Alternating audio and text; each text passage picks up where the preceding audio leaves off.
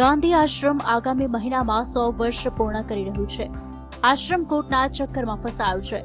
Gandhi આશ્રમના ટ્રસ્ટનો case હાલ charity કોર્ટમાં ચાલી રહ્યો છે. આ કેસ આશ્રમવાસી ધીમંત ભટિયાએ કર્યો છે.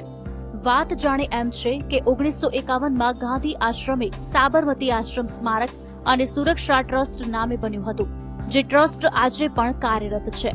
ટ્રસ્ટની રચના થઈ ત્યારે તેનો ઉદ્દેશ્ય સ્પષ્ટ હતો કે ગાંધીજીના ઉપયોગમાં લેવાયેલી વસ્તુઓની જાળવણી અને સાચવણી કરવાનો મુખ્ય ઉદ્દેશ. પરંતુ ગાંધી આશ્રમમાં હેતુફેર થયો હોય તેમ આજે લાખો રૂપિયાનું ફર્નિચર સાથે અવનવું બનાવી દેવામાં આવ્યું છે. આશ્રમમાં આવેલા પરીક્ષિત ભાવને ખાદી સેન્ટર બનાવતા કેસ કરવામાં આવ્યો છે. પ્રાર્થના ભૂમિ છે, જે મકાનમાં બાપુ રહ્યા કે બીજા જે મકાનમાં ઉપયોગ કર્યો એ મકાનની સાચવણી અને જાળવણી કરવાની.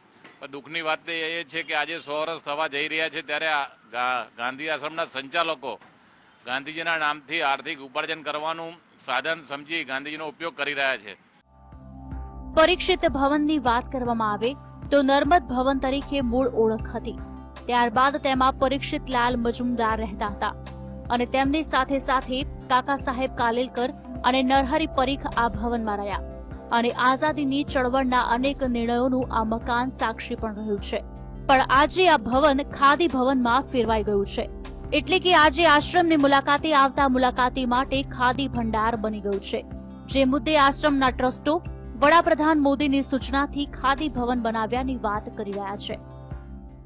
અને હું તો એવું માનું છું કે પ્રધાનમંત્રી 14-15 વર્ષ ગુજરાતના મુખ્યમંત્રી તરીકે રહ્યા તો એમને જાણકારી હોવી જોઈએ કે સાબરમતી પ્રિઝર્વેશન મેમોરિયલ ટ્રસ્ટના ઉદ્દેશો શું છે.